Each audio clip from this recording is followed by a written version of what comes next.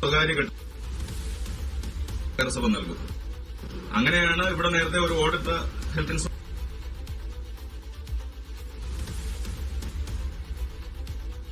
രൂപത്തിലല്ല.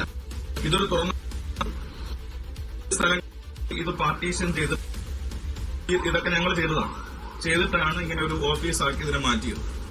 അതിനുശേഷം 7 വർഷം മുന്നോട്ട് പോവുകയാണ്. 5 വർഷം LDF ആയിരുന്നു ശ്രീ കൌൺസിലർ, കഴിഞ്ഞ് BJPയുടെ കൌൺസിലറായിരുന്ന ശ്രീ മധുസൂദൻ നായർ കൌൺസിലർ. ഈ സ്ഥലം കണ്ടെത്തി ഇത് പാർട്ടീഷൻ ചെയ്തിട്ടാണ് ഇവിടെ ഒരു ഇതൊക്കെ ഞങ്ങൾ ചെയ്തിട്ടാണ് ഇങ്ങനെ ഒരു ഓഫീസാക്കി ഇതിനെ മാറ്റിയത്. അതിനുശേഷം 7 വർഷം മുന്നോട്ട് പോവുകയാണ്. 5 വർഷക്കാലം LDFന്റെ കൌൺസിലറായിരുന്ന ശ്രീമതി ബിന്ദു കൌൺസിലറായിരുന്നു. അത് കഴിഞ്ഞ് BJPയുടെ കൌൺസിലറായിരുന്ന ശ്രീ മധുസൂദൻ നായർ കൌൺസിലറായിരുന്നു.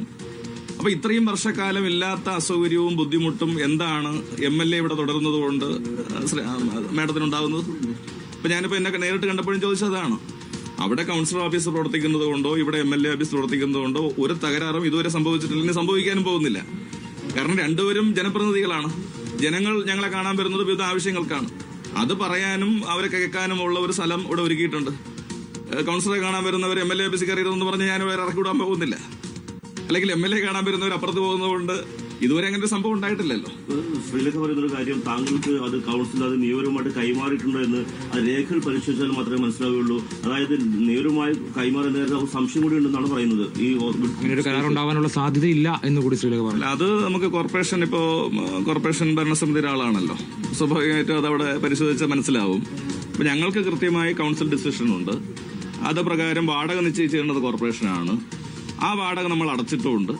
നിശ്ചയിച്ചിരുന്നത് കോർപ്പറേഷനാണ്. ആ വാടക നമ്മൾ അടച്ചിട്ടുമുണ്ട്. അപ്പോൾ അതിനെ സംബന്ധിച്ച് വ്യക്തത കുറവില്ല. ഏതെങ്കിലും കോർപ്പറേഷന്റെ ഒരു ഓഫീസിൽ 7 വർഷക്കാലമായിട്ട് ഈ പറയുന്ന രേഖകളൊന്നും ഇല്ലാതെ ഒരാൾക്ക് ഇരിക്കാൻ പറ്റുമോ? അങ്ങനെയാണെങ്കിൽ അത് പരിശോധിക്കേണ്ടത് തന്നെയാണ്. മാത്രമല്ല, ഒരു സഹോദര സ്ഥാനത്ത് നിന്നാണ് സംസാരിച്ചത്. പിന്നീട് പ്രശാന്താണ് പിന്നീട് വളരെ പരുഷമായ വാക്കുകൾ സംസാരിച്ചത്. പ്രശാന്ത് റെക്കോർഡിംഗ് വോയിസ് റെക്കോർഡ് പുറത്തുവിടട്ടെ എന്നും ശ്രീലേഖ പറയുന്നുണ്ട്. അല്ല, നമ്മളിപ്പോ നേരിട്ട് സംസാരിച്ച ആ വിഷയം പറഞ്ഞല്ലോ. ശ്രീലേഖ അവർ ചേച്ചി എന്ന നിലയ്ക്ക് ഞാനും ചേച്ചി തന്നെ അഭിസംബോധന ചെയ്തത്. അപ്പൊ ഞാനും വളരെ സ്നേഹത്തോടു കൂടി കൌൺസിലർ MLA വിളിച്ചിരിക്കുന്നു. വളരെ സന്തോഷം, എന്തുണ്ട് വിശേഷം എന്നൊക്കെ ചോദിച്ച്. പക്ഷെ വിഷയം ഒഴിയണമെന്നുള്ള രീതിയിലേക്ക് മാറുമ്പോ എന്തു പറയണം?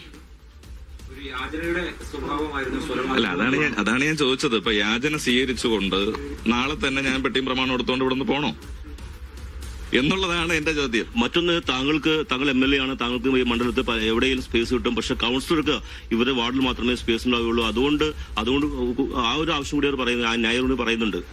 അല്ല, ഞാൻ ചോദിക്കട്ടെ. ഇപ്പൊ ഞാൻ അതാണ് നിങ്ങളോട് സൂചിപ്പിച്ചത്.